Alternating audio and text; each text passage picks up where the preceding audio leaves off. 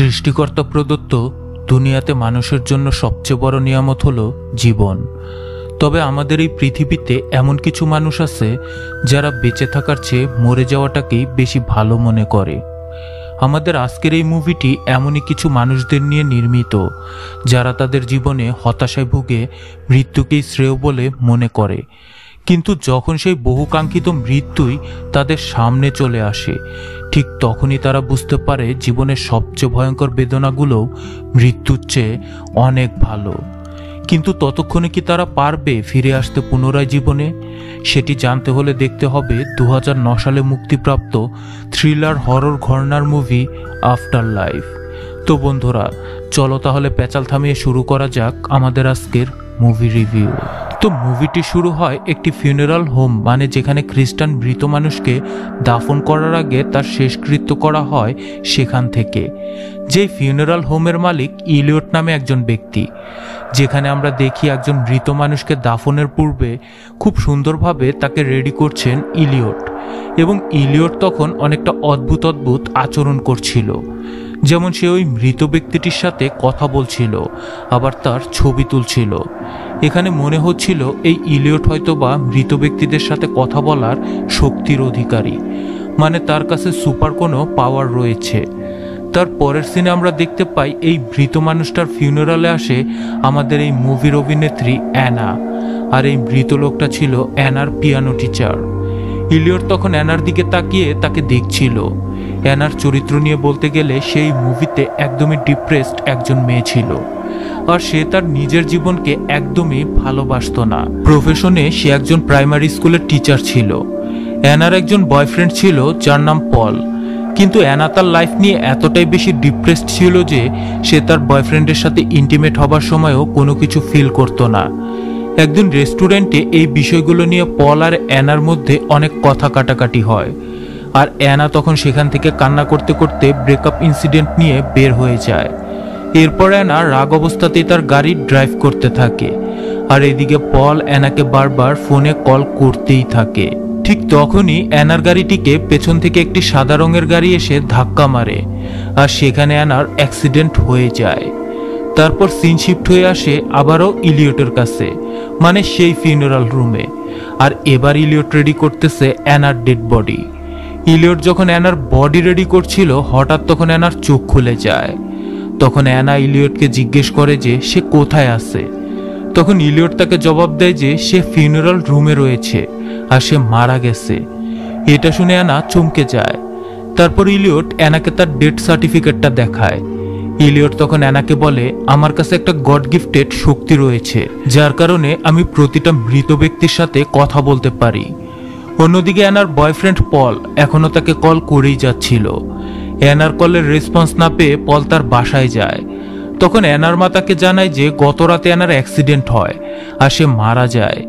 এদিকে ইলিয়ট অ্যানার ক্ষত জায়গাগুলো সেলাই করে একটা ইনজেকশন অ্যানার শরীরে পুশ করে দেয়, যাতে করে অ্যানার শরীরটা পচে না যায়।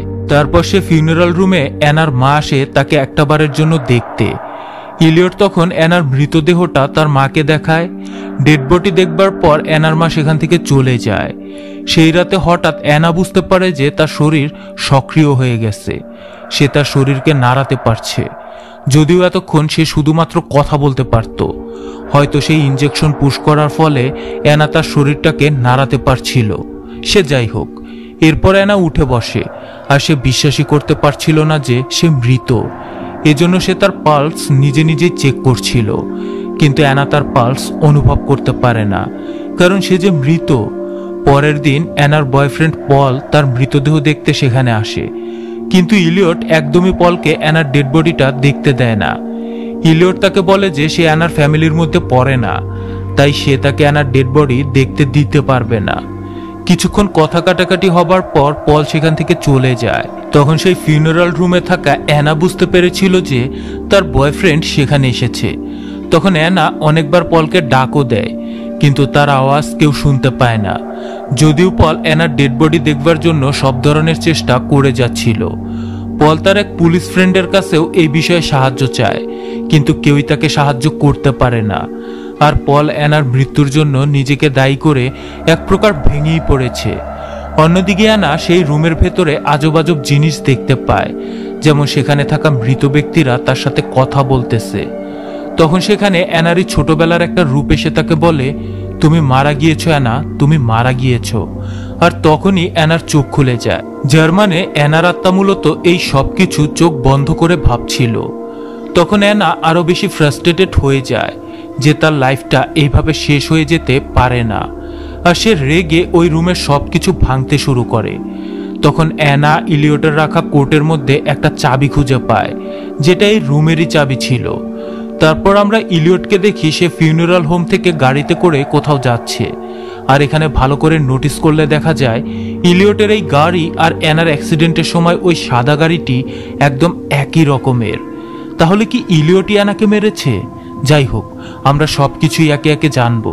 আর এখন এখান থেকেই মুভির আসল সাসপেন্স রিভিল হতে থাকে।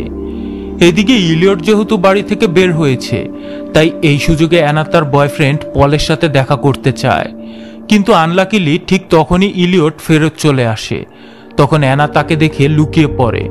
পরবর্তীতে অ্যানা একটা ফোন খুঁজে পায়, যার সাহায্যে সে তার বয়ফ্রেন্ডকে কল করে। পলের কাছে অ্যানার ফোন কল ঠিকই যায়, কিন্তু পল অ্যানার কোনো কথাই শুনতে পারছিল না।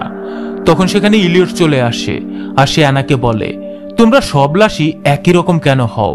তোমরা মৃত্যুর পরও কেন মানতে চাও না যে তোমরা মারা গিয়েছো? তাই তখন ইলিয়ট অ্যানাকে আয়নায় নিজেকে দেখতে বলে।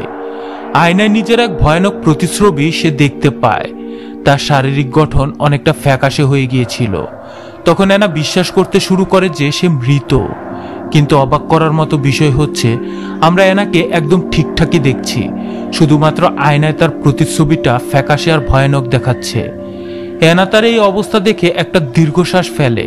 তখন সেই নিঃশ্বাস গিয়ে আয়নার উপরে পড়ে। তখন ইলিয়ট লুকিয়ে লুকিয়ে সেই নিঃশ্বাসের ছাপটা আয়না থেকে মুছে ফেলে। আসলে এখানে হচ্ছেটা কি? অ্যানা কি আসলেই মারা গেছে নাকি না? তখন সেই বাড়ির নিচ থেকে এই সব কিছু অ্যানার স্কুলের একটা বাচ্চা ছেলে দেখতে থাকে। আর ইলিয়টও সেই বাচ্চাকে দেখে যে ওই বাচ্চাটা তাদের সবকিছুই দেখে ফেলেছে। যাই হোক, তার পরের দিন সেই স্কুলের ছেলেটা পলকে জানায় যে সে নিজের চোখে অ্যানা ম্যাডামকে দেখেছে একটা রেড ড্রেসে। তবে পল বাচ্চা ছেলেটার কথায় তেমন একটা গুরুত্ব দেয় না। এদিকে আমরা সেই ফিউনারাল হোমে দেখি সেখানে একটা নতুন ডেড বডি এসেছে, যে কিনা একজন পুলিশ অফিসারের ভাই। ডেড বডির সাথে সেই পুলিশটাও আসে তার ভাইকে দেখবার জন্য। ঠিক তখনই সেই পুলিশ অফিসারের মনে হয় যে পাশে থাকা অ্যানার ডেড বডিটা যেন একটু নড়ে উঠেছে। তখন সেই পুলিশ অফিসার নিজের সন্দেহ দূর করার জন্য অ্যানার পালস চেক করে, কিন্তু সে অ্যানার পালস খুঁজে পায় না। তখন সে ভাবে হয়তো সে দেখতে ভুল করেছে। অন্যদিকে পল কিন্তু অ্যানার ডেড বডি দেখবার জন্য এখনো মরিয়া হয়ে আছে। তখন পল আবারও পুলিশের কাছে আসে আর পুলিশকে বলে অ্যানা যে মারা গিয়েছে তার নিশ্চয়তা কি। তখন সেখানে থাকা সেই পুলিশ অফিসারটা বলে সে নিজে আজকে অ্যানার ডেড বডি দেখে এসেছে আর সে অ্যানার পালসও চেক করেছে, তাই সে এই বিষয়ে নিশ্চিত যে অ্যানা মৃত। তখন পল জেদ করে যে সে অ্যানার ডেড বডি দেখবেই, আর এটাও বলে যে এখন বাজারে অনেক রকম ড্রাগস পাওয়া যায় পালস রেট স্লো ডাউন করবার জন্য, যার প্রভাব কেউ ধরতেই পারবে না যে পালস চলছে কিনা। তো পল অনেক ভেঙে পড়ে আর সে কান্না করতে থাকে, কারণ পল আসলেই অ্যানাকে অনেক ভালোবাসতো। এইদিকে সেই পিচ্চি ছেলেটাকে ইলিয়ট জিজ্ঞেস করে, তুমি কি সেদিন মৃত অ্যানাকে দেখতে পেয়েছিলে? যদি দেখতে পেয়ে থাকো তাহলে তুমিও আমার মতো গড গিফটেড পাওয়ার পাওয়া একজন মানুষ, যে কিনা মৃত্যুর পরও আত্মাকে দেখতে পায়। ইলিয়টের মুখ থেকে এসব কথা শুনে সেই ছোট্ট ছেলেটা অনেক ইমপ্রেসড হয়ে যায় আর সেই পাওয়ার সম্পর্কে আরো কিছু জানতে আগ্রহ প্রকাশ করে। তখন ইলিয়ট সেই বাচ্চাটিকে একটি বিশেষ কথা জানায় যে দুনিয়াতে কিছু মানুষ জীবিত থাকা অবস্থায়ও মৃতদের মতো হয়ে বেঁচে থাকে, সেসব মানুষদের দুনিয়াতে থাকার কোনো অধিকারই নেই। ইলিয়টের মতে এই ধরনের মানুষ হলো পৃথিবীর বোঝা স্বরূপ। তার পরের সিনে আমরা দেখি ফিউনারাল হোমে অবশেষে অ্যানা তার মৃত্যুটাকে মেনে নিতে শুরু করে দিয়েছে। তখন ইলিয়ট অ্যানাকে শেষবারের মতো সাজিয়ে তৈরি করছিল, আর ইলিয়ট শেষবারের মতো অ্যানাকে আয়নায় দেখতে দেয়। আর অ্যানা তার প্রতিচ্ছবি দেখে একটা দীর্ঘ নিঃশ্বাস নেয়, আর তখন আবারও তার নিঃশ্বাস আয়নার উপরে পড়ে যায়। আর এবার অ্যানাও ব্যাপারটা লক্ষ্য করে। তখন অ্যানা সবকিছু বুঝে ফেলে যে এতদিন ধরে ইলিয়ট তার সাথে ড্রামা করে গেছে, আসলে অ্যানা বেঁচেই ছিল। কিন্তু অ্যানার এটা বুঝতে অনেক বেশি দেরি হয়ে গিয়েছে, কেননা তখনই ইলিয়ট অ্যানাকে শেষবারের মতো একটা ইনজেকশন পুশ করে দেয়। আসলে এই ইনজেকশনের কারণেই অ্যানা এক ধরনের হ্যালোসিনেশনে পড়ে থাকতো, আর তার শরীরের পালসও স্লো ডাউন হয়ে যেত, তার শরীর নিষ্ক্রিয় হয়ে থাকতো। যাই হোক, তারপর সবার সামনে অ্যানার ডেড বডি নিয়ে আসা হয় তার সমাধি করবার জন্য, এবং সেখানেও আমরা দেখি অ্যানার কফিন অনেকটা নড়ে ওঠে, কিন্তু কেউ তা খেয়াল করে না। আর তারপর অ্যানাকে জীবন্তই দাফন করে দেয়া হয়।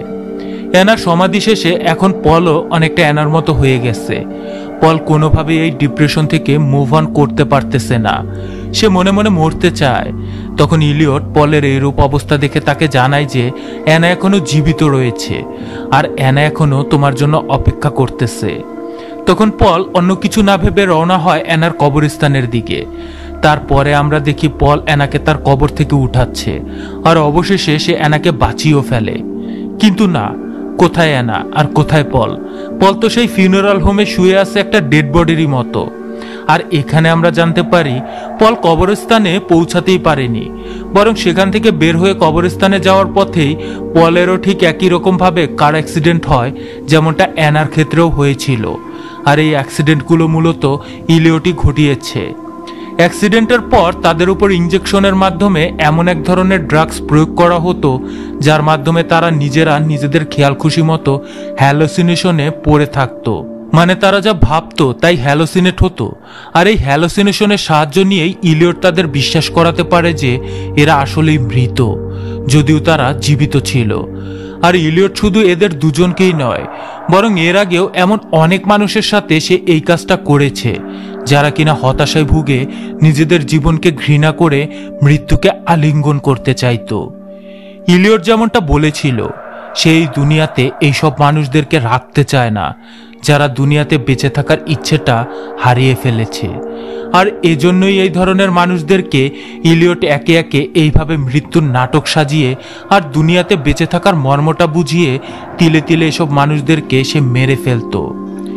ইলিয়ট সেই স্কুলের ছোট বাচ্চাটিকেও তার শিষ্য হিসেবে গড়ে তোলে। আর এবার তারা দুজনে মিলে পলকে ফিউনারালের জন্য তৈরি করতে থাকে, আর মুভিটি এখানেই শেষ হয়ে যায়।